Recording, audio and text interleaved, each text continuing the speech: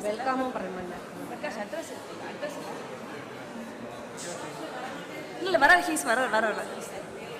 He's address no problem.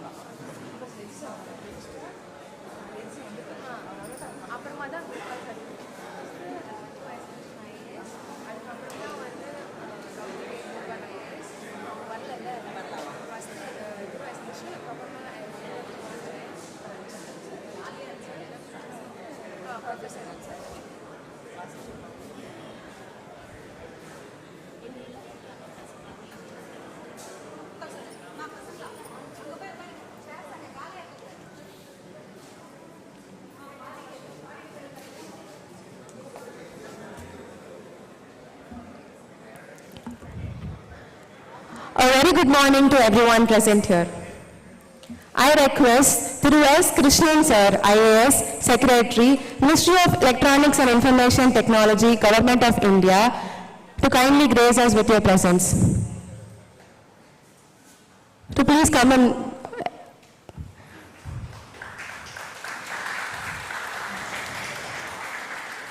I request Thiru Kumar, Jayant, IAS, Additional Chief Secretary, Department of Information Technology and Digital Services, Government of Tamil Nadu.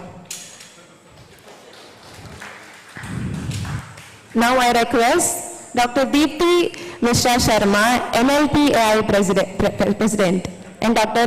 Sobha L, Organiser of IIIT 2024, to kindly grace us with your presence.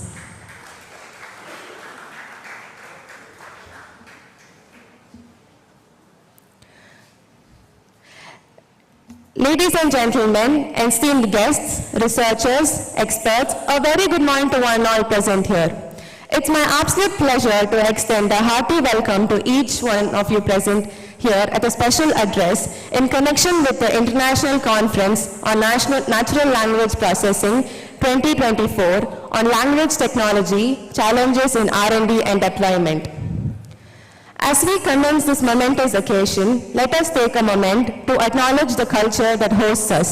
I kindly request everyone to raise for the MeitY வாழ்த்து, the anthem of our Tamil motherland.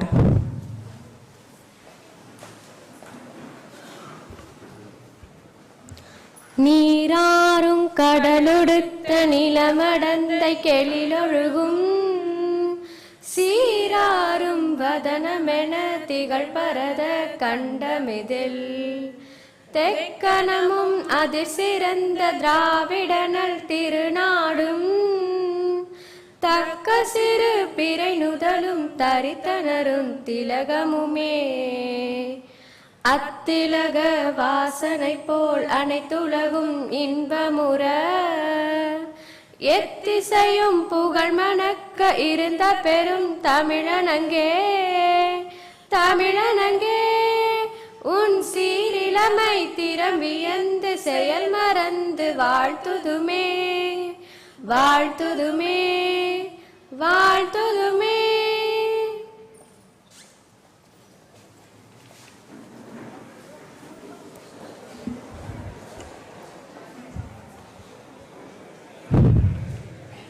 Before we proceed, I would like to take this chance to grace our esteemed guests on the dais. I request Dr. K. Ravichandran, Dean, MIT Campus, to welcome the Chief Guest, Thiru Krishnan, IAS Secretary, Ministry of Electronics and Information Technology, Government of India, with a bouquet and a memento.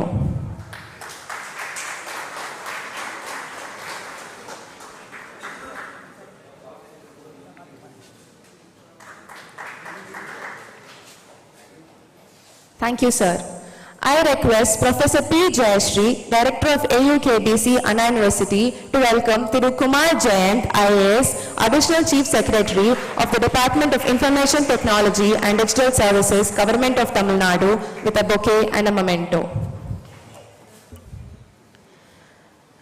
To officially begin this momentous occasion, it is with immense pleasure that I invite Dr. Sobha L, Organiser of IIIT 2024 and Member of Research Staff at AU-KBC Research Center, Anna University, to deliver the welcome address.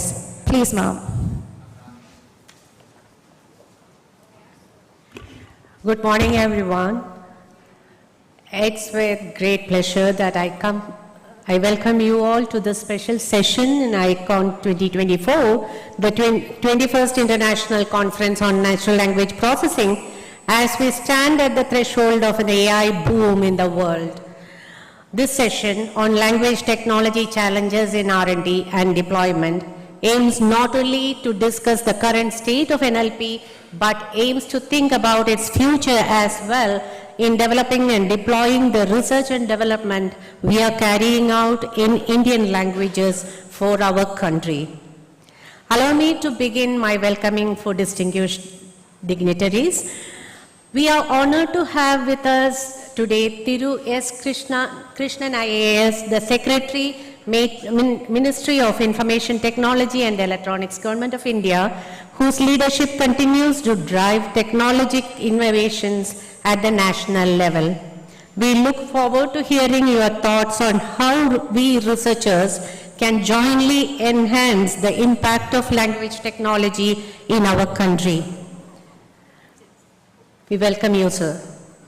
We are equally privileged to have with us today Thiru Kumar Jayant IAS, Additional Chief Secretary, Department of Information Technology and Digital Services, Government of Tamil Nadu.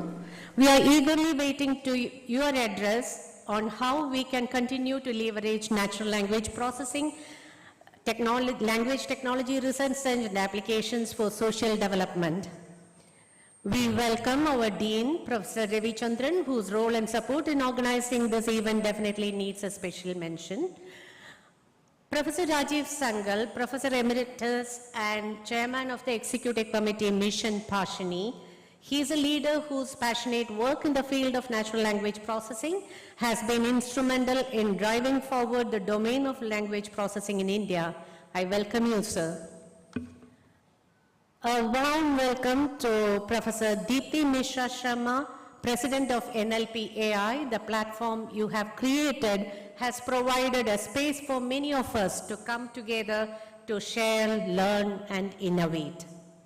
We extend a warm welcome to all the members here, and let us make the most of this opportunity to contribute to a future where natural language processing transforms the way to communicate, understand, and interact in the present world. Sri Karunesh Arora and myself, the organizers of ICON 2024, once again welcome you all to this special session on language technology challenges in R&D and deployment of ICON 2024, and we wish you an enriching session ahead. Thank you.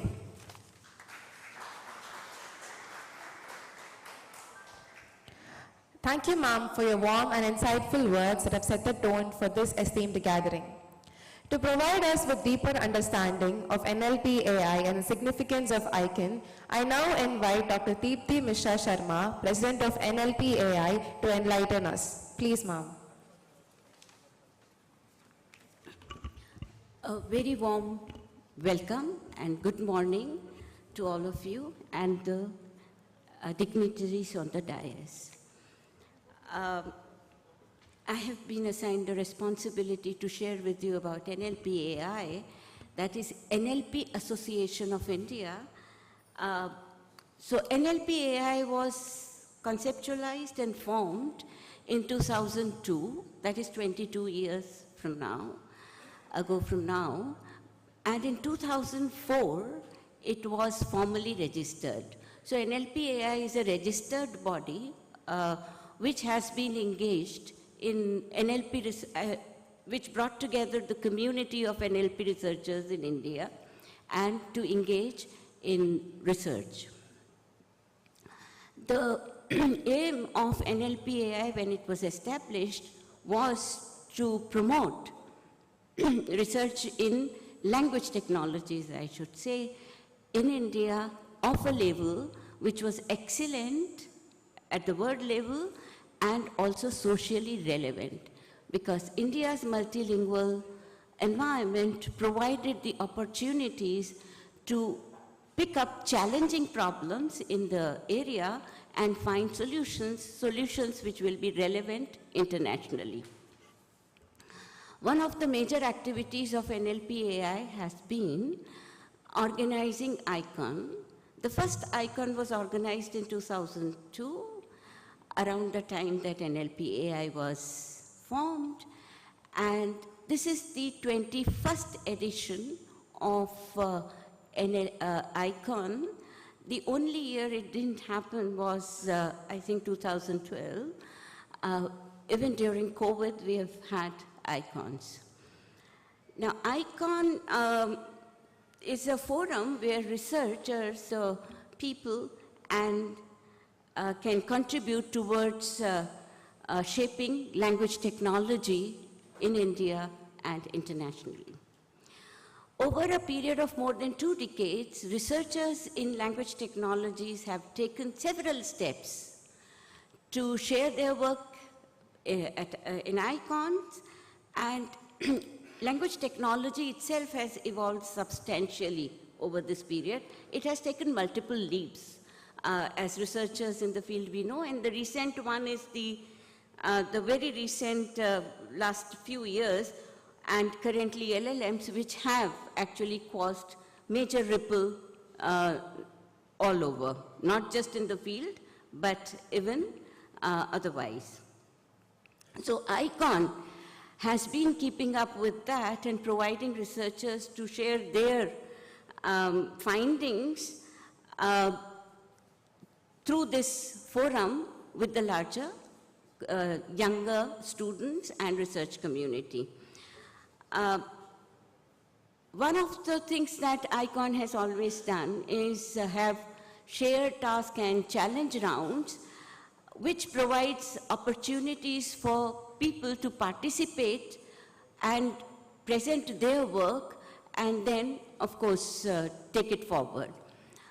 India's multilingual environment also, multilinguality also puts a challenge for language technology research, because then we have so many languages, and we know that the technology requires resources, data resources, for the technology research to be carried forward. And through ICON, shared task and challenge rounds, such activities have also been encouraged and taken forward. ICON follows a tough reviewing process. We all who are sitting here know over the years, the goal has been to select thoroughly reviewed, rigorously reviewed papers for oral presentation to make it a little larger for young researchers or researchers who have just entered the field to share their work, some posters. But all posters and oral presentations are reviewed by at least 3 reviewers. So therefore, the quality in ICON has been maintained of a very high standard.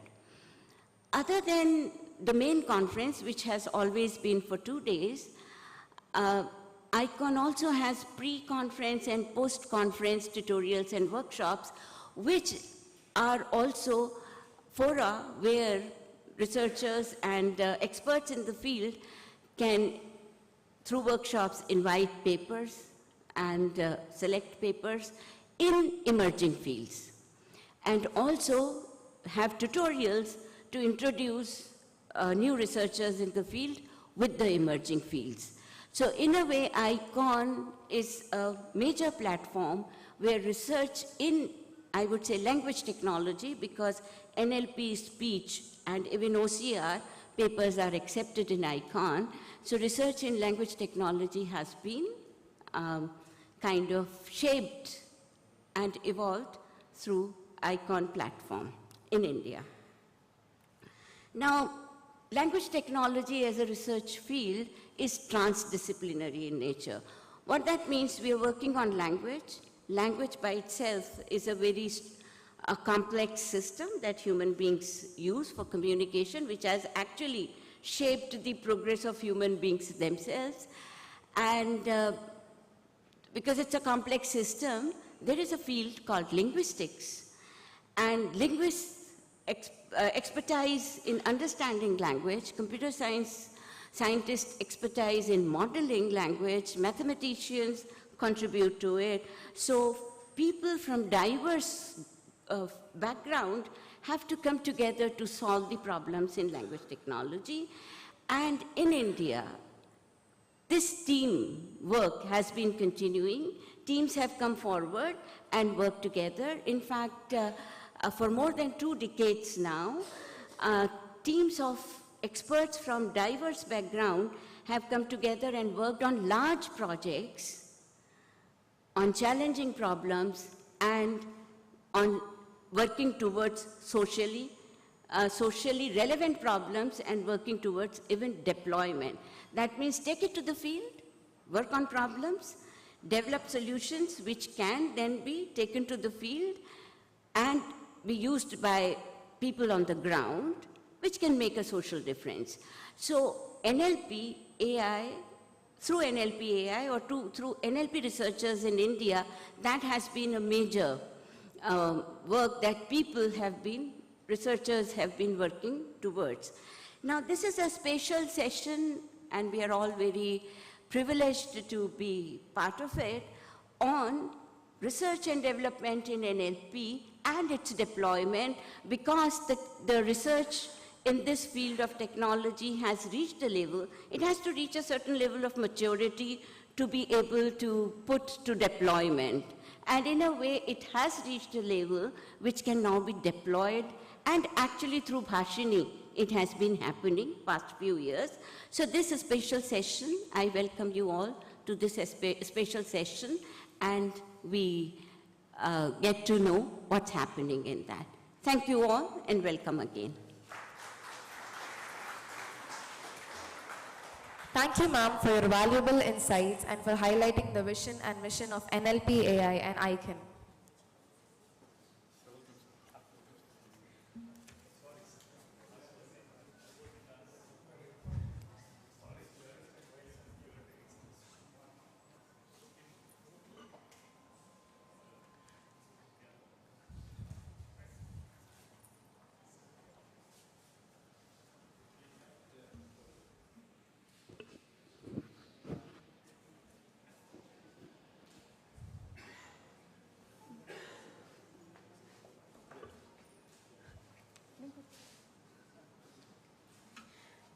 Now I request our esteemed Dean of MeitY Campus, Dr. K. Ravichandran, to welcome Dr. K. Gopal, Additional Chief Secretary of Department of Higher Education, Government of Tamil Nadu.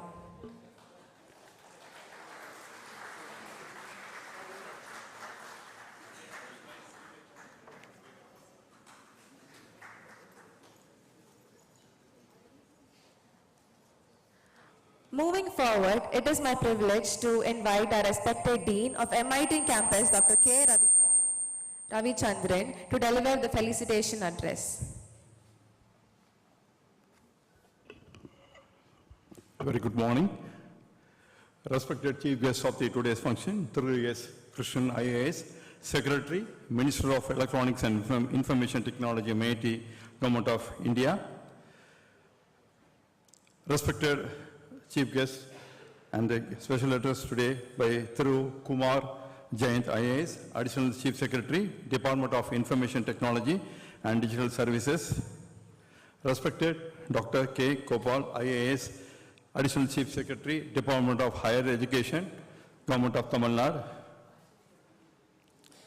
Professor Dr. Rajiv Sangal, Professor Dr. Dipti, Misra, NLPAI President, Organizing Committee, Dr. Sobha and Kavitha, our Registrar of Anna University, Dr. Prakash, Head of the Department, Dr. Jayashree, our former Professor, Dr. C.N. Krishnan, and all my participants from various universities come throughout India. A very good morning to one and all. I am so happy to note that the ICON 24, the 21st edition, International Conference on Natural Language Processing, is being held in MeitY.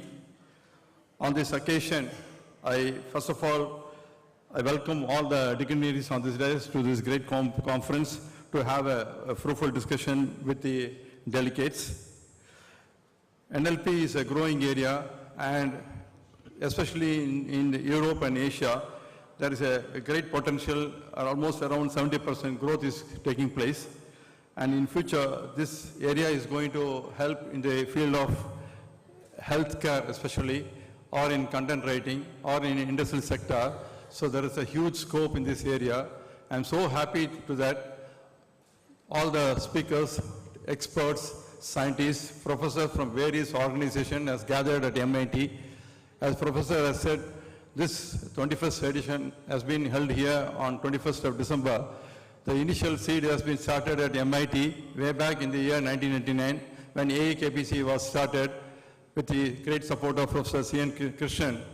Our alumni, Chandrasekhar, has invested around 100 crores to start this great center. So with this seed money, now it has grown and we can see the fruit of this center. So I wish this conference a great success and we'll have a fruitful interaction. Thank you, Nadu.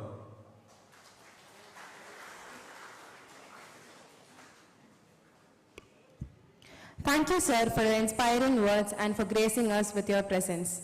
Next, I am honored to invite Dr. K. Gopal, IAS, Additional Chief Secretary of the Department of Higher Education, Government of Tamil Nadu, to deliver the special address. Please, sir.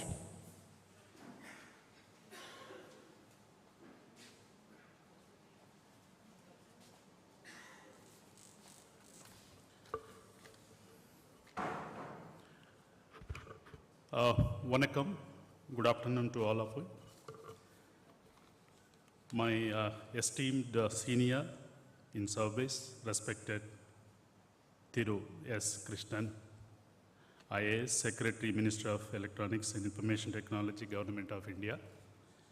My good friend, my batchmate, Thiru Kumar, Jayant, IAS, Additional Chief Secretary, IT and Digital Services, dignitaries on the dais and of the dais, Registrar University and also the Dean as well as the other faculty members here, other distinguished guests and students and my dear participants. It's an definitely honor and privilege to me to address this gathering at ICON 24 organized by AU-KBC Research Center of Anna University and CDA Noida, two among the esteemed organizations deemed to be stalwarts in the field of national language processing in our country. It's a pleasure to be here alongside such distinguished personalities of Anna University and affiliated colleges. And I could see a good number of esteemed academicians also and researchers here. So I'm happy to see them. So NLP is a rapidly growing field within the realm of artificial intelligence, as you know well, which has got a profound implications for the future of communication, learning, healthcare, agriculture, banking, and lot more. As we all know, language is the basis of all human interaction, a medium through which we express ideas and solve the challenges that we confront in day-to-day life. Hence, any innovation in NLP has a promise not just to transform how machines understand and interact with the humans via language, but also can facilitate new modes of communication and education. As the higher education secretary in the state, I must emphasize that the integration of NLP into education has immense potential and can revolutionize the way we teach and learn in our higher education systems. It could put in place efficient assessment tools, engaging interactive learning sessions without any language barrier. NLP has the power to break down linguistic divides and create opportunities for all learners, students, regardless of their background or the location. So this is what our children need, and this is what our society needs. This is what the future of India needs, a seamless education platform breaking all barriers of language. In that way, Tamil Nadu is at the forefront of bringing a lot of reforms and changes in higher education space, which include changes in the content, syllabus, courses, and meeting the requirements of the society in general and the industry in particular. The OBC, the OBE, outcome-based education system, research into various needy areas to meet the industrial requirements, and intricate research into deep tech, impacting soft skills, employability, placements, industry-academia collaborations have become a hallmark of our the policy in Tamil Nadu. So I'm very happy that NLP application can be extended to various other domains, including healthcare, governance, finance, law, and also to help in increasing productivity in industries, which is the need of the hour. The impact of NLP on society is undeniable. However, for these advancements to reach their full potential, collaboration between academia, industry, and government is crucial. In that way, NLP is going to be useful to all the higher education institutions in the state and in the country, for students, for researchers, for everybody. In that way, I would definitely thank Government of India, particularly respected Secretary, for initiating these sort of interactive sessions, which is definitely going to take this entire message down to the the needy institutions. One of the most significant recent developments in this field is, as you know well, I'm sure Sir will be able to spell it out more clearly, the Bhashini, a national initiative aimed at creating a platform for AI-driven language technologies to cater to break down the India's diverse linguistic barriers.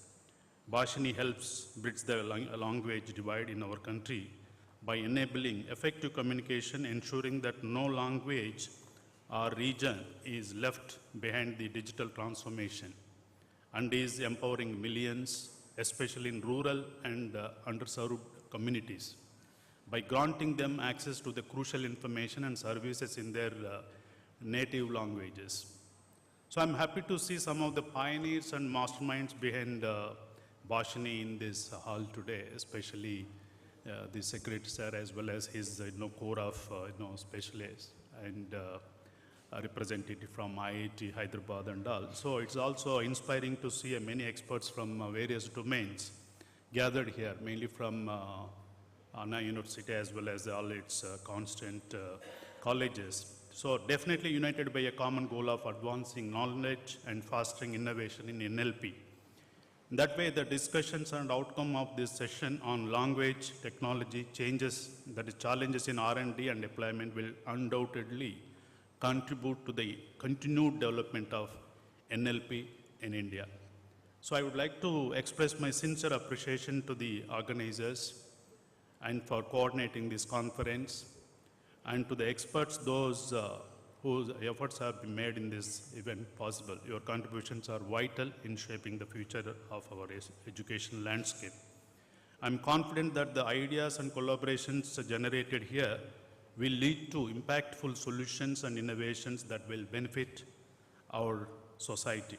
With the support of the state and central government, all the universities and all the higher education institutions who must work and research, with the research institutions to create a robust ecosystem for NLP research and development, one that empowers the next generation of scholars, entrepreneurs, and educators. So the potential of NLP in shaping the future of education and society is boundless, and we must ensure that it benefits reach every corner of the country. In closing, I would like to once extend my warmest well wishes to all the participants. My sincere thanks to respected Secretary and also my colleague Kumar sir, and also Embark. So my best wishes to all the students and the faculty and the people who are involved in this entire process. So best wishes to all of you. I sincerely thank again, but sorry for the delay also for, so since I had to attend one more important meeting, I couldn't come on the time, so sorry, and you have to excuse me, sir. So best wishes to all of you. Thank you.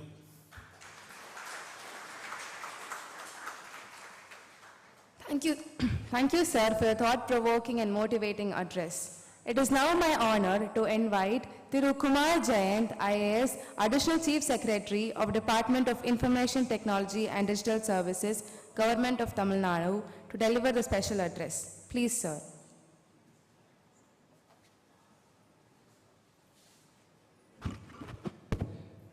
Respected Krishnan sir, respected Dr. Gopal and other dignitaries on the dais, and all the great minds who are participating in this great seminar, which is at the crux of history, shall I say.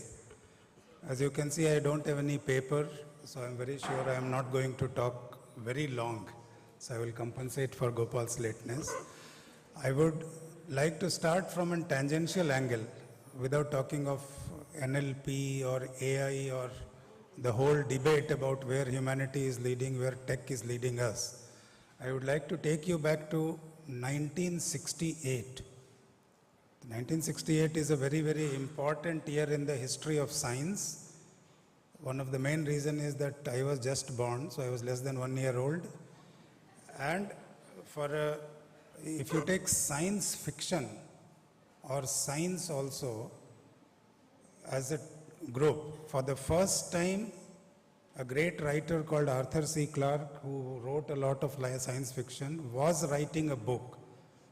And apart from writing a book, he was collaborating with Stanley Kubrick also simultaneously to develop the same idea into a movie. So the book and movie were released ready in 1968, and both of them were released in 1968. Movie immediately followed by the book. I'm talking about 2001, A Space Odyssey. Those of you who know Arthur C. Clarke, he was the person who, being a writer, first time said that if you have 3 geosynchronous satellites, you can cover the whole world with telecommunication. So he was that level of visionary who says that this can be done, and that was done. So in 1968, he created this novel and it movie. Novel was a general science fiction novel, nothing great. Movie became very, very classic at that time. Is there anybody who has seen the movie? Okay, only 1 or 2 younger people. No, this age I am not talking, deliberately. So I implore Dean to show the movie here somewhere, and I want truthful result from anybody who is less than 35 or 40 about is it really a classic, or what is your true impression of the movie. You will find it extremely, extremely, very, very, very, very boring, which is my family's feedback. Because in 1968, the whole charm was that the movie is based on a scenario where a person is talking to a computer and computer is answering. That's all. All the scenes are all boring after that. But the concept that in 1968 somebody is saying that you can talk to computer will understand and answer. Today we are at a situation with this seminar where we are saying that we are confident that it is easily doable in most of the circumstances. So that is how much time sometimes it takes from ideation to the inflection point where the society and science and technology and research is at a point where we can claim that it is now ready to be implemented in higher ends of society and then being ubiquitous in the society. With the latest development, communication, internet, education, market penetration, globalization, all of it has ensured that the time from rollout of technical feasibility to greater society usage is very, very short. So we are just now living in that spot. So that is how important all of your roles are, that you are in the forefront where you will take the humanity into a totally different level, where we could not have imagined even 15 years ago that the changes will be so fast. I will take you another to another example, which also started in MIT. Krishnan sir was there in planning department and as finance secretary in finance department. Both a project was started in Tamil Nadu called TANI, Tamil Nadu Initiative. And I was in Directorate of Technical Education, and we had pushed the project of drone project. The first time Anna University from MIT, I think they had developed the drone and they had come for funding. So we had projected it. TANI, there is a planning commission organization where you have to go and defend your project. So as department, I had projected, and the researchers from Anna University, they had gone. And by the time the analysis and examination part in planning commission came, I was transferred. A new person was DOT commissioner. So Anna University team was very, very nervous that you have to go and defend it in front of Krishnan sir. So I took his permission saying that, sir, I am out of the post, but I would like to come. And I remember that meeting where we defended the idea, and it was a very, very new idea, not very old, I think 10, 11 years ago. And you all know that was a very novel idea where the team had to demonstrate to us that drone is a thing which you can control from laptop and you can pre-program, it will go around and come. And today you know that everybody can have the similar drone at a very, very cheap cost, which you can do. And drones have gone from that technology demonstration to extremely high level.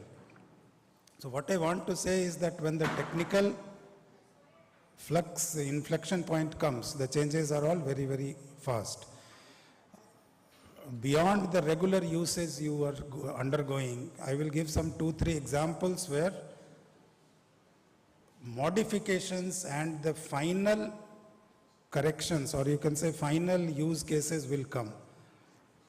One of the complicated points of natural language processing is when you go to different languages, translation from one language to another language is not always unique. I'll give a concrete example. Take my name. My name is Kumar Jayant.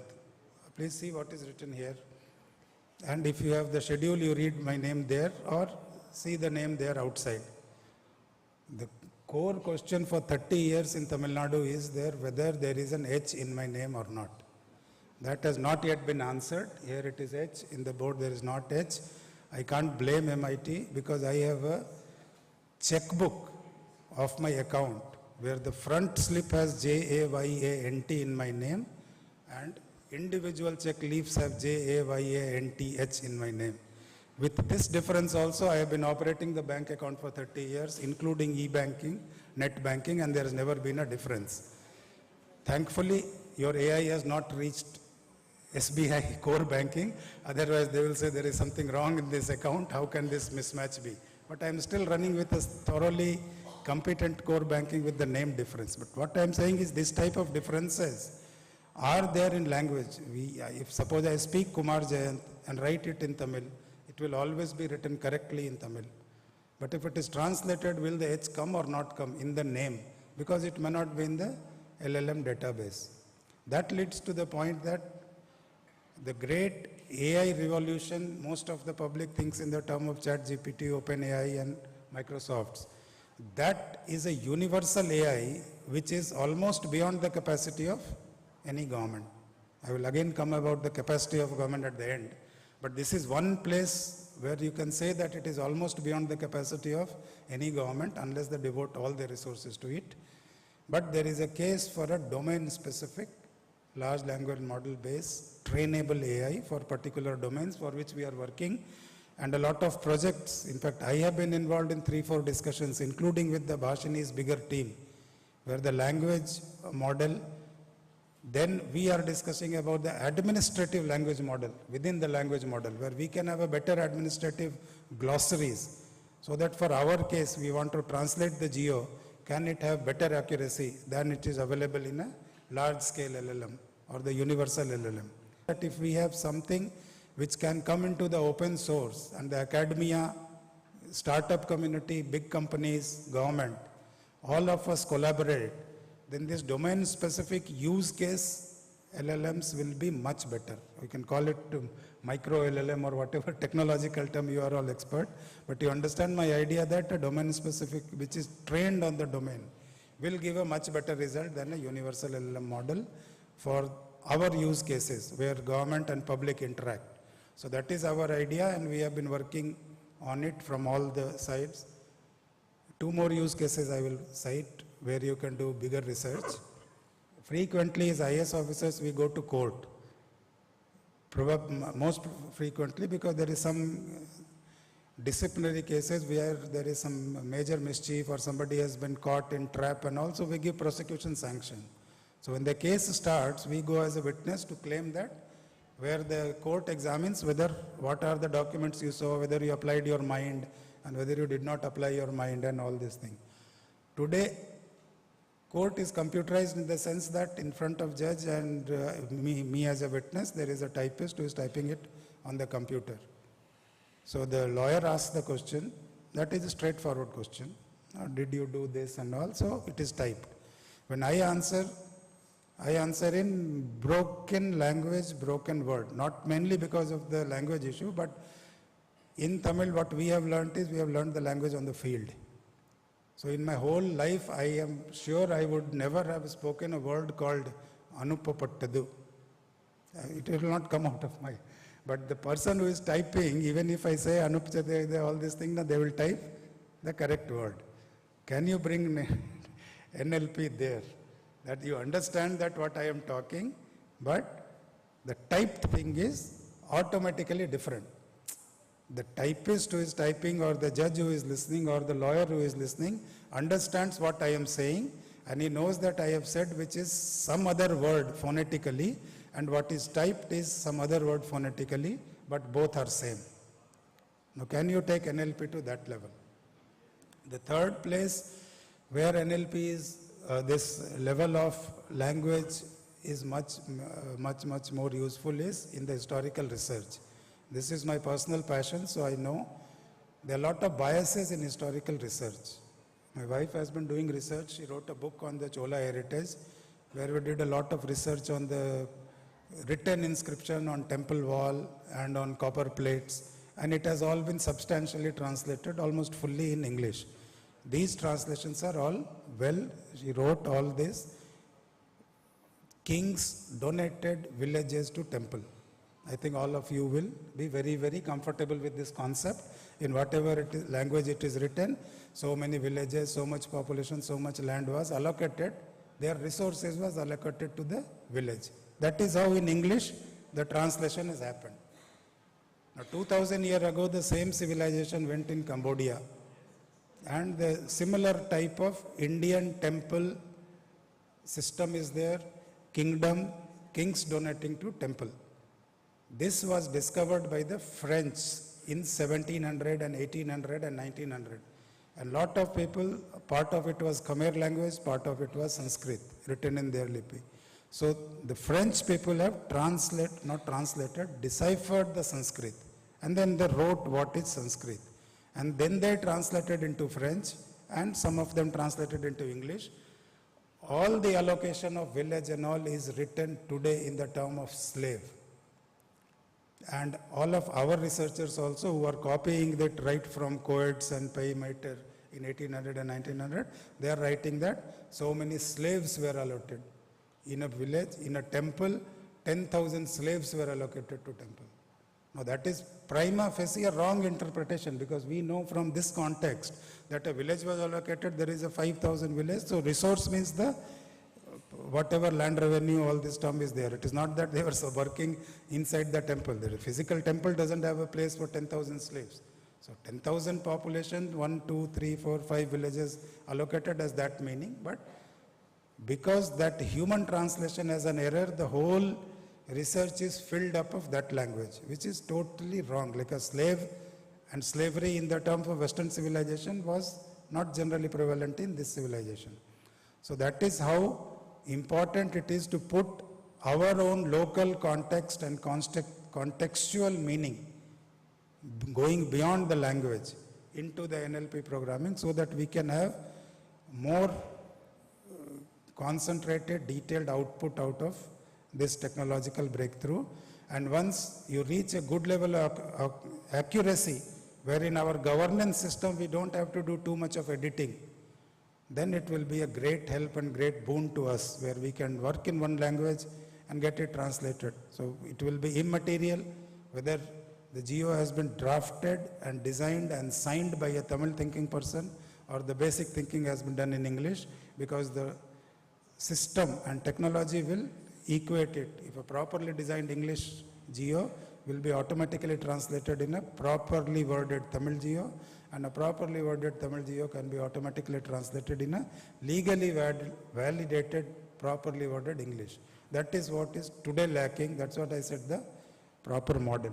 Now my final point, because I know who is the next speaker, to you, there is always a inflection point in administrative willingness and financial capacity to take up the work by the government and society.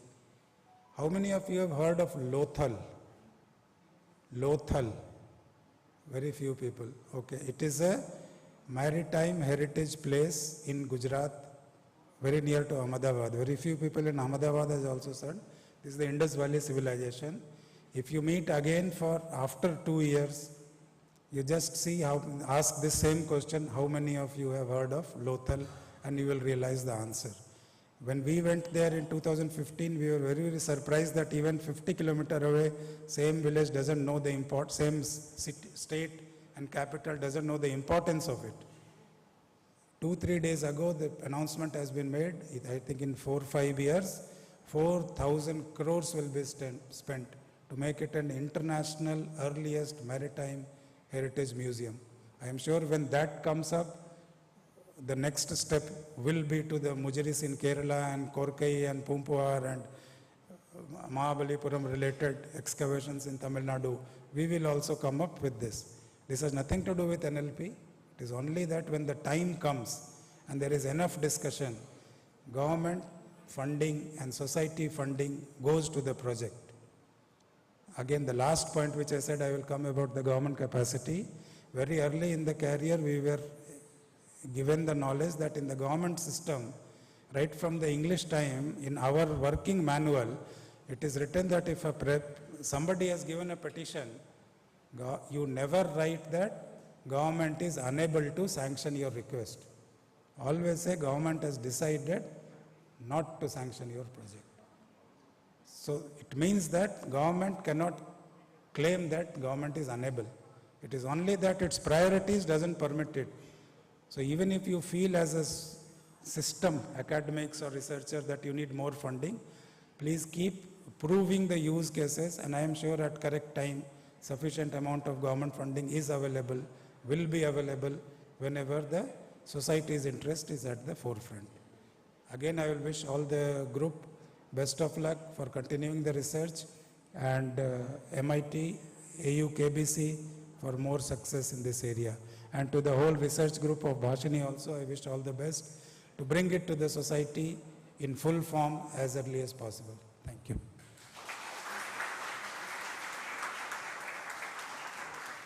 Thank you, sir, for your enlightening and encouraging words. To gain valuable insights into the advancements of NLP research in India, I invite esteemed Professor Rajiv Sangal, Professor at IIIT Hyderabad, to address the gathering. Please, sir.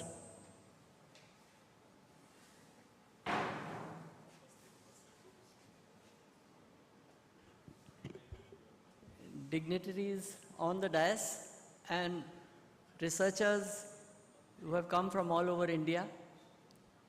I'd like to tell you, Shri Jayant, that in Space Odyssey 2001, there was the computer actually committed murder, if you recall that. Having a dialogue, and he actually kills a person. In fact, he kills several people, and this became a cause of concern.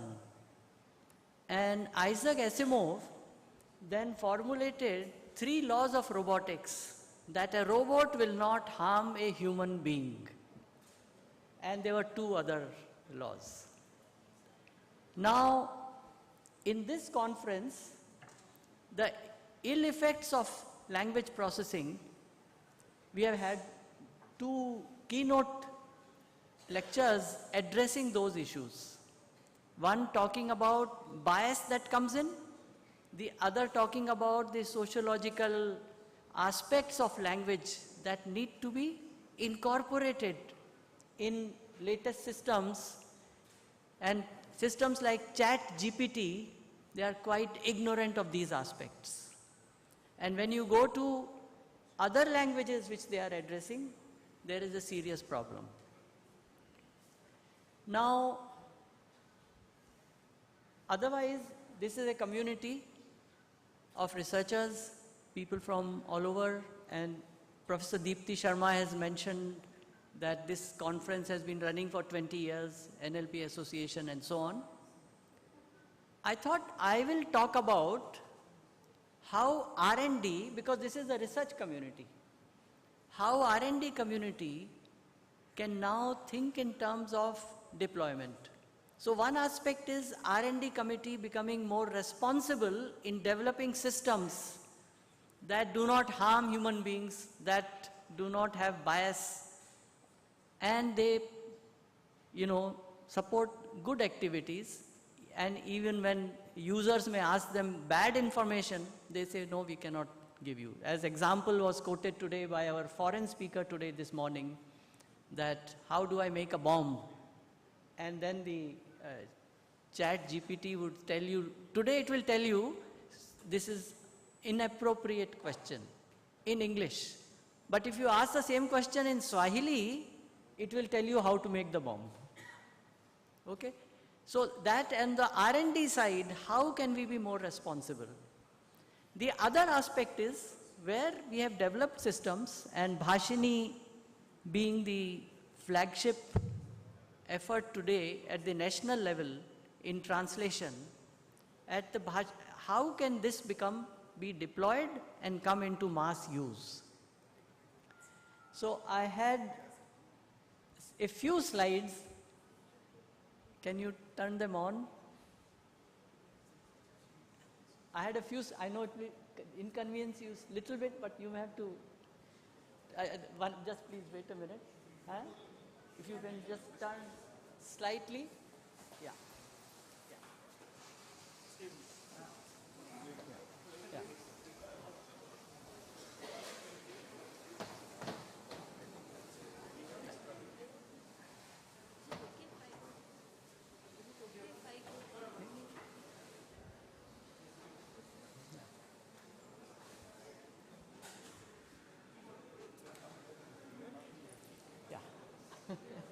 It's close, yeah. So what does it take for R&D to be deployed? That is the issue I want to address, because all the researchers are here. And I want to talk about 3 virtuous cycles. Yeah.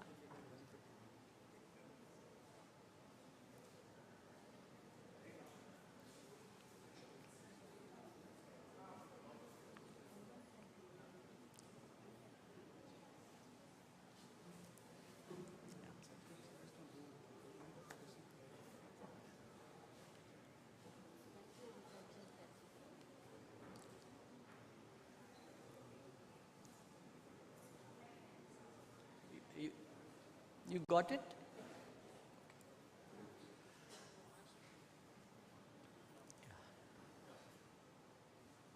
So this is about what are the challenges. This is a challenge I'm posing to researchers on one hand, and what are the issues at the market side. So there are 3 virtuous cycles.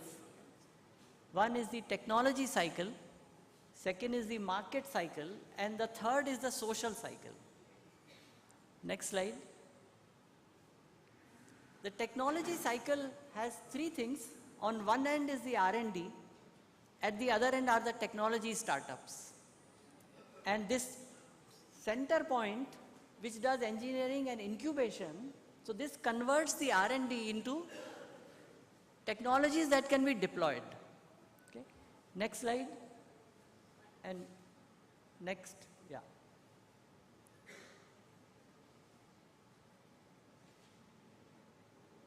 Yeah, next one.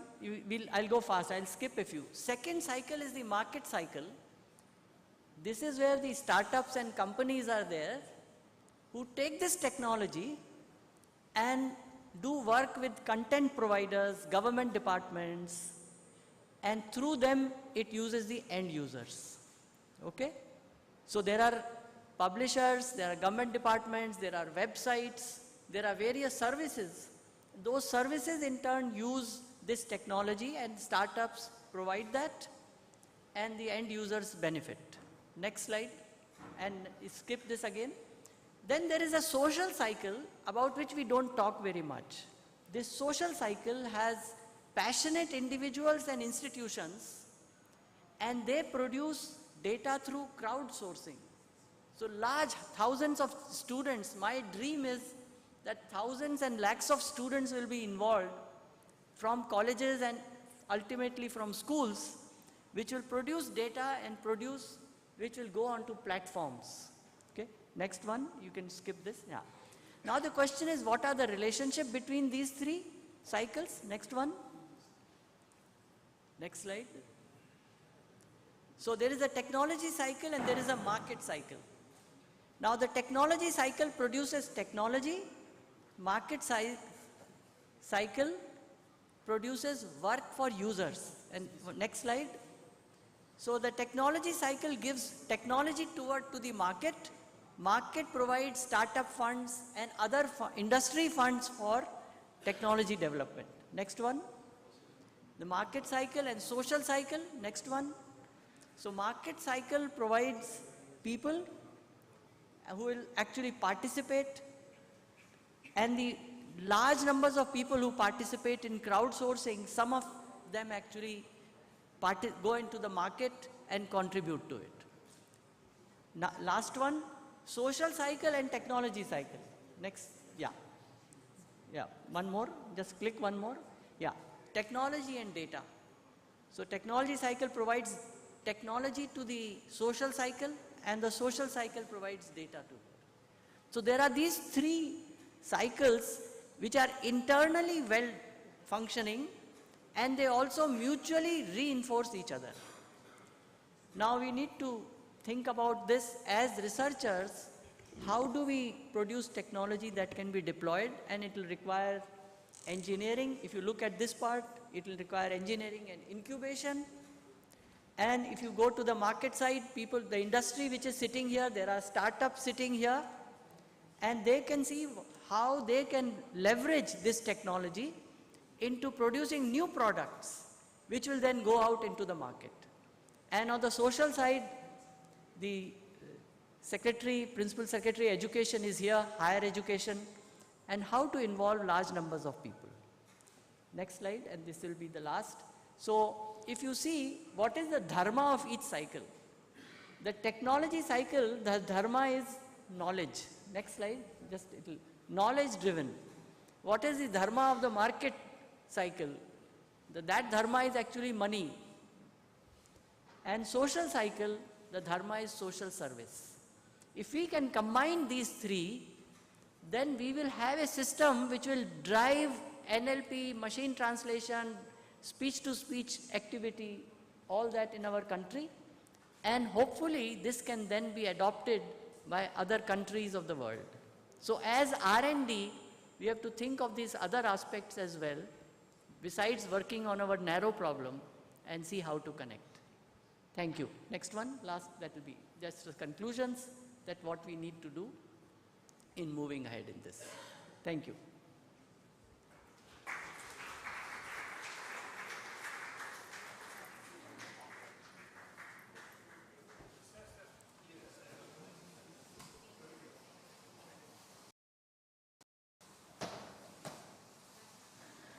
Thank you, sir, for sharing your profound knowledge and insights in NLP research in India. Now, it is my honor to invite our distinguished chief guest, Thiru S. Krishnan, IAS Secretary, Ministry of Electronics and Information Technology, Government of India, to deliver the chief guest address. Please, sir.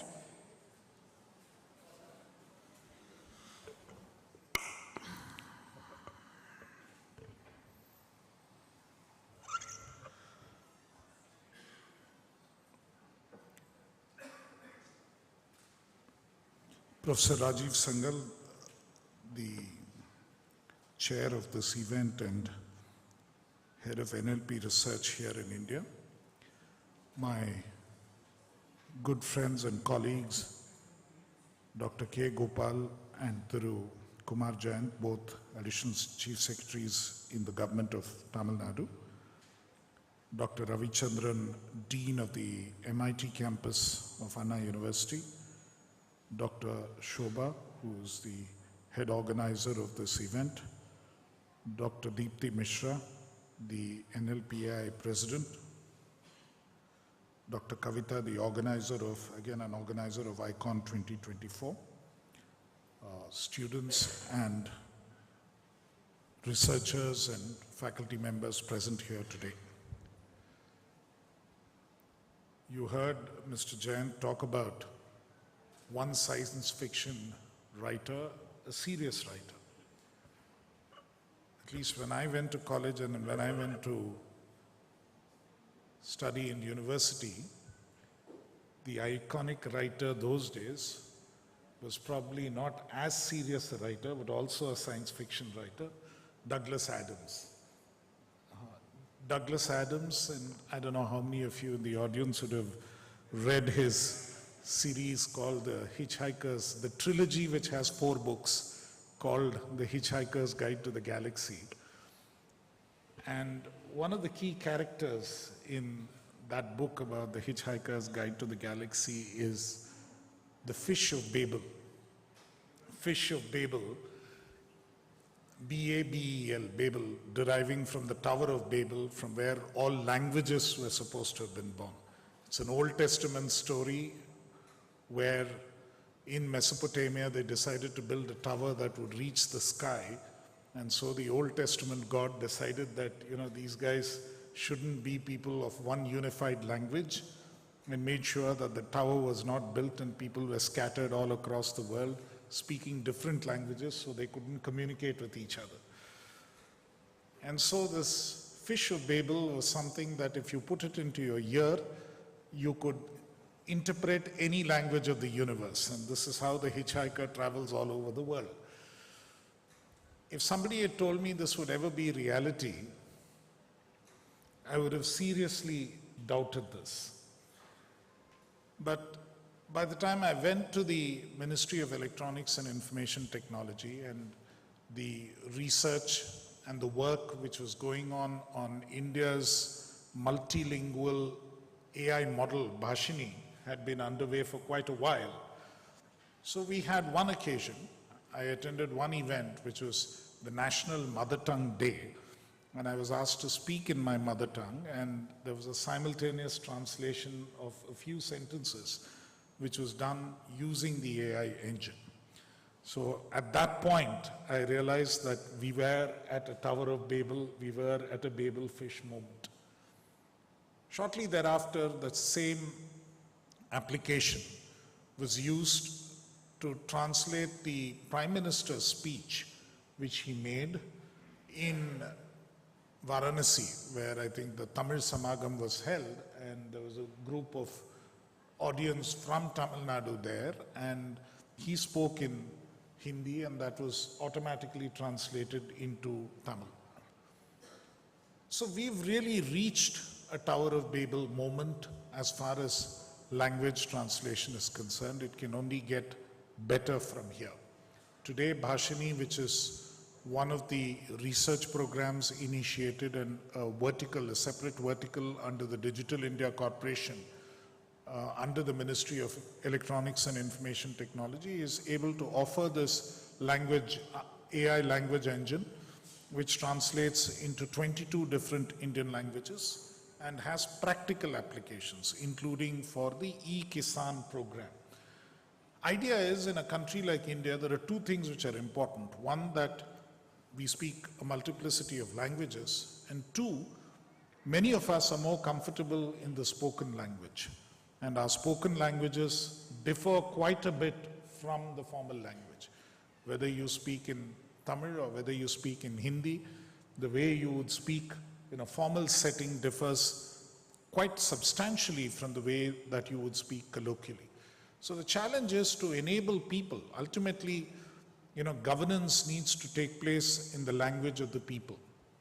And, for years together, we had records in English, which some of us speak. Prior to that, you had records in whoever ruled. You might have had records in Persian, you would have had records in Arabic, you would have had records in Sanskrit. Many of those languages which the common people would have never understood and never figured out. So it was always the language of the ruled. In some senses, even today, the formal language of the ruled is quite different, even if it is administrative language. It is quite different from the way that people use it commonly. As I was walking into this hall, I saw a board there. This building was inaugurated, or the person who was present at the inauguration of this building was a gentleman called Tamil Kudimagan, who used to be the Speaker of the Assembly and was also a Minister for Tamil Development. And I remember many years ago, he had come to attend a function in Virudhunagar district where I was collector, and he was speaking. And then the then Chief Minister actually told him, saying that, look, you keep saying administrative language, but you actually make it so difficult for people to understand. It needs to be something that you can use in common use and people can actually follow. The various terms that are used. And he gave an illustration. In those days, cell phones were new. Cell phones were new. So he said, how do you sort of translate the word cell phone into Tamil? So different things, you call it this, you call it that, and everything else. So then finally he said, the easiest thing we found is we'll call it cell pesi. Cellu medam ellam. Wherever you go, pesi inde polam. So cell pesi was how they translated it, so that it became easy and people could understand. Likewise, today when somebody needs to communicate with government, they're not going to sit and write petitions. That's what we expect them to do. We should be able to enable them to do it verbally and in the language that they can understand and they can follow and do it easily. And which is why the natural language processing and using it on when cell phones have become ubiquitous and people communicate through this mode, for them to speak into the phone and for that to be automatically transmitted and for it to come back, I think is an extremely important development, and that is truly how I think the Fish of Babel has developed, and we are now in a position where we can communicate very easily across languages and across the country far more easily. My two colleagues here, both of them, one comes from Bihar and the other comes from the neighboring state of Andhra Pradesh. When they were on training in Mussoorie in the academy and government spends a lot of money teaching them Tamil. And they spend a lot of money here also. A whole year they are taught Tamil. And they all speak now very fluently, read, write, and everything else. Probably once we have all of these applications, we can abolish language teaching in the academy completely, and they would be able to actually do this. This is what technology will enable us. People who worry about, can I go and work in that part of the country or a different part of the country? How will I adapt? How will I communicate? How will I manage this? That problem can be almost entirely solved. And somebody can easily ask you in colloquial language what their issue is and how they want to sort of resolve it. So that is something I think we are actually making possible in today's world. And I'm very glad today that this particular event is taking place in the Madras Institute of Technology campus. And the campus itself is celebrating, the college institute is celebrating its 75th anniversary. It is a very reputed campus. It's a very reputed institute, one of the constituent colleges of Anna University, very high in the pecking order when people want to take up courses. And clearly, I think it's a matter of pride that an event of this magnitude with international participation is taking place here. There was one instance which Mr. Kumar Jayant mentioned of the drone facility here. I still remember, I think it was Professor Tamare Selvi and Professor Sendil. These were the two professors who came to make that presentation on drones, and we just revised the scheme, so we gave them the largest grant which was possible under the scheme of 20 crores. And the good thing, the very good thing, which I think the rest of the story, I think he forgot to tell you or couldn't tell you, we could actually convert that 20 crore later into a capital investment, into the equity of government in a new company, the Tamil Nadu Drone Corporation, which was set up in order to grow that business. The reason I say this is because we never know the seeds of what we sow and where they end up. For instance, this event is also sponsored by the KBC Center, AU-KBC Center. Now, I still remember Dr. Krishnan and Mr. Chandrasekhar had come and met me, who was a former alumni of this institution about 10 years ago or so, on how they wanted to establish it and how they were envisaging it, and for some sort of initial, inputs on how to take it forward. And I was very glad to see him here today, and also glad to see that it is this AU-KBC Center that has grown to an extent, and there is so much of collaboration taking place, and they are one of the institutions who are co-sponsoring this entire event. And Dr. Sobha is part of that center, and strangely enough, MeitY has sponsored a number of studies into this center, and they are able to grow. The reason why I say this again, to underline this, is that there's a lot of scope. The limits, or the borders which we drew between education, academia on one hand, and industry and broader society on the other, is something which is becoming more and more porous. Everywhere they are encouraging, especially with technology, they are encouraging students, encouraging people to set up your own innovation, your own startup, even while you're a student. You can actually build it and grow even while you're there. This morning I was reading about in the newspaper about the people who are likely to benefit from what happens with the crypto industry once Trump takes over. So one of the names, as I was reading, which struck me was Winklevoss, Tyler Winklevoss, the Winklevoss twins. Incidentally, the movie Social Network apparently has also been entered in as a list as part of the cult classics. I don't know, not many of you may have watched Space Odyssey 2001, but many more may have watched Social Network, and what it talks about how Facebook was built and who were the people who had issues there. The reason I mention that is all of that actually establishes that while you are a student, you start with the process of building a company, building an innovation. And this is the kind of newness, this is the kind of innovation which can really be scaled up and taken to a level where it does both social good, it serves a key requirement of society, and at the same time ensures that you are in a position to actually earn a livelihood doing something that you're passionate about and actually making a difference in the world. And I think that is what is key and critical. And the contribution that many of you can make directly into the Bhashini ecosystem is extremely significant. There is a provision there which is called Bhasha Dan. Fundamentally, since I mentioned to you that what we are looking at is spoken language samples, the way that spoken language, people speak, that becomes very important. Again, I remember many years ago, people they associate terms with different things. Those of you who speak Tamil will follow this. There was this old lady who once came to me and he said, "Sir, enakku vandu loan venum."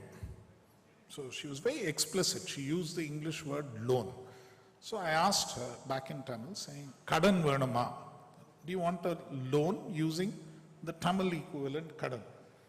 He said, no, kadanella venda, loan dhaan venum. Right? I mean, in her mind, the word is associated with something. Presumably she means it's a grant, or it doesn't have to be repaid, or the bank gives it to you and you don't have to repay. God knows what was in her mind. But it is not that, if it is used in the colloquial way, the element of trust and the need to repay, it's like saying, mujhe ek rin chahiye, and then, no, mujhe loan chahiye. So there's a difference. So that is where I think we actually capture the vibrancy of language and the way that different people use it and the way that it needs to be understood in a cultural and sociological context. And for that, capturing many samples of spoken language is so important. I mean, just as Bhashini is an example of academics in India coming together with government and different institutions and trying to develop this, big tech is doing it simultaneously. There's a growing startup called Karya who is doing excellent work, but they're just doing exactly the same thing. They are actually paying people to sit down and have a conversation with them, recording it, and that forms part of what spoken vocal language library is, and the way that the vocal language library is built up for AI tools. It's a similar exercise that Bhashini is also trying to do on a voluntary basis so that it can really grow. And many of you as students, many of you as researchers can really contribute to this, because ultimately this results in the way that better services are offered across a range of things that India would be doing, and it is something which directly touches people. I mean, it is not something very esoteric, it is not something which is very distant or removed, it is something that can actually directly impact people. So let me assure you, saying that now natural language processing and the way that we use chatbots and the way that we are able to bring in AI is very central to government's own strategy. We have an India AI mission which has a total outlay of 10,372 crore.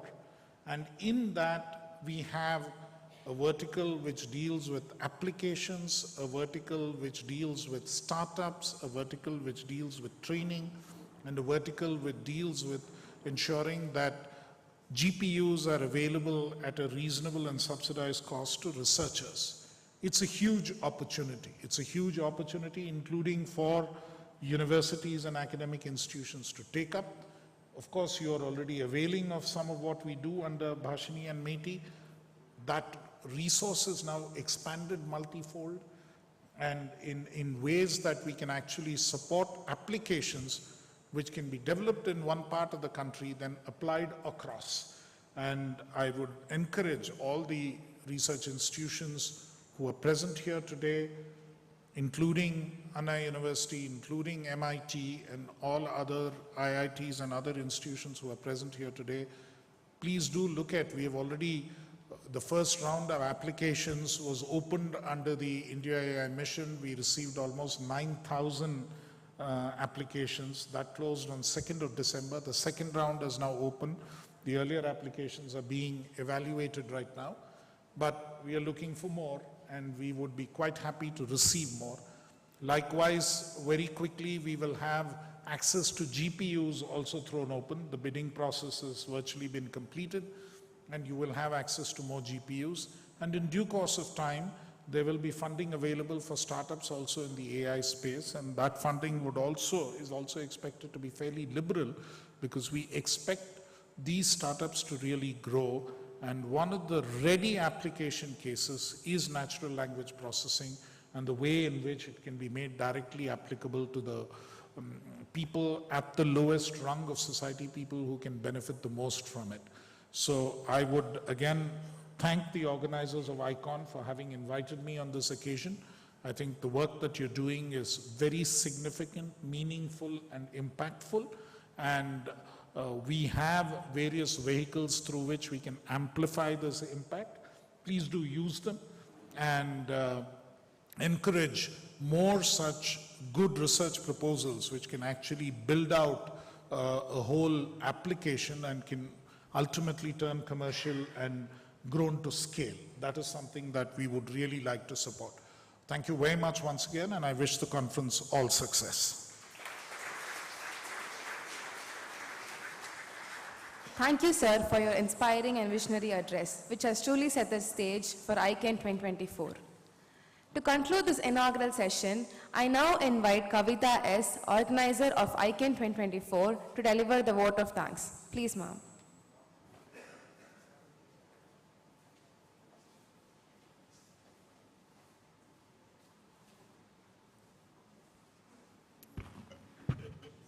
A very good morning to all of you.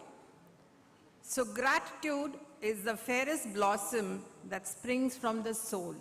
And as I stand here today, our hearts bloom with profound appreciation for all those whose collective efforts have made this special session of ICON something memorable. As we conclude this session on language technology, challenges in R&D and deployment, it's an honor to deliver this vote of thanks, a task which is always daunting in the face of so many remarkable dignitaries, but also a privilege to express gratitude on behalf of everyone present today. To our esteemed dignitaries, first we extend our heartfelt thanks to our chief guest, Thiru S. Krishnan, IAS Secretary, Ministry of Electronics and Information Technology, Government of India, for his honorable presence and his address that not only emphasized the critical role of technology in shaping our future, but also ignited our minds with fresh perspectives. Your words are a beacon of inspiration for all of us here, and we foresee a bright future in NLP in India, and for that, we are deeply grateful to you, sir. The NLP community hopes to, via Bhashini, provide a tool akin to the advanced version of the Fish of Babel that you mentioned, hopefully in the near future, which may aid to serve to break all linguistic barriers in our country. A sincere thank you to Dr. Gopal, IAS, Additional Chief Secretary, Department of Higher Education, Government of Tamil Nadu, for his esteemed presence and special address that was both inspiring and enlightening. As part of one of the best educational institutions in the country, we sync with your visions of using NLP to better the platforms we provide to educators and students. Thank you, sir.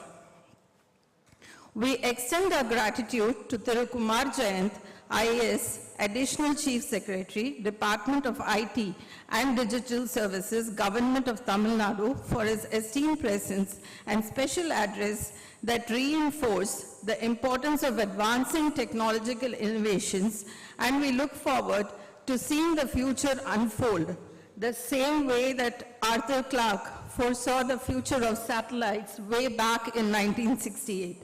Thank you, sir. Sirs, your support would be invaluable to us as we march ahead to harness the power of NLP in today's society. Our next thanks to Professor K. Ravichandran, Dean of MeitY campus, to whom we are deeply grateful for the instrumental role that you have played in organizing and executing this event. Thank you for your support in making it possible for us to host this global platform today. We are immensely thankful to Professor Rajiv Sangal, Professor Emeritus, and the Chairman of the Executive Committee of Mission Bhashini, whose experience and dedication to the field of NLP are unmatched. Your invaluable input has shaped the direction of this conference, and your continued contribution to the development of language technology are an inspiration to us all. Thank you for highlighting the roles and responsibilities of the NLP community in ensuring a safe deployment for mass use and ensuring the dharmas of each flow and cycle of NLP are maintained. Thank you, Professor Sangal. We are equally grateful to Professor Dipti Misra Sharma, President of NLPAI, for her vision, leadership, and for steering this event with passion and commitment. Your infectious enthusiasm and smile have been shining through the entire event, and we hope that with your collective efforts, ICON would continue to be a platform that brings together scholars and other NLP experts from around the globe. To our university leadership, a special word of thanks to our registrar, Professor J. Prakash, whose unwavering support and commitment to the university's vision of excellence has made events like this possible. From the very beginning, your belief in the power of collaboration has truly set the stage for this conference's success. Thank you, sir. A vote of thanks for our former Vice Chancellor, Professor Velraj, though he is not here.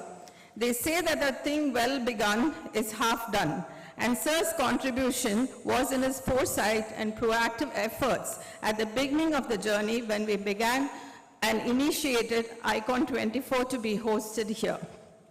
A special thanks to Professor Jayashree, Director of AU-KBC Research Center, for ensuring everything ran smoothly behind the scenes. Your coordination and involvement at the execution stages has ensured that everything has been brought to life seamlessly. Our thanks to Dr. Shivaji Bandyopadhyay, General Chair of NLPAI, Professor Pushpak Bhattacharya, IIT Bombay, and to all the speakers and experts and the session chairs for bringing together and making this gathering a melting pot of ideas, discussions, and innovations. It is your presence that has truly enriched this event, and we are extremely grateful for your time and effort. A special thanks to the founder director of the AU-KBC Research Center, Professor C.N. Krishnan, for the very fact that AU-KBC stands today in the forefront of the cutting-edge research, both in information sciences and life sciences. Thank you, sir, from all of us at AU-KBC. While it's not customary to thank the host, I must make an exception today to thank Dr. Sobha and Dr. Shri Karunesh Arora for their tireless efforts that has ensured that this conference has been both an intellectual and logistical triumph. Your fine attention to details, your energy, and your commitment have been felt in every aspect of this event. I thank you on behalf of all of us. To Drs. Patabi and Vijay, your contribution has been the glue that held this event together. From the smallest of tasks to the largest of logistical challenges, you managed it all with a grace efficiently behind the screens. Your commitment shines through in every aspect of this conference, and we are grateful for your dedication. Finally, to the entire organizing committee, to the faculty members, enthusiastic postdoctoral fellows, students and research scholars, and the entire office staff at AU-KBC who tirelessly worked behind the scenes for the last couple of weeks or maybe the last couple of months, running around to ensure that the event goes on smoothly. A very big thank you from all of us. Last but not the least, our heartfelt thanks to the canteen and mess staff, the audiovisual team, the transportation team, for the part that they have played in this conference. Here's to more gatherings in the future. Thank you. Thank you, ma'am. I request everyone to rise for the Indian National Anthem.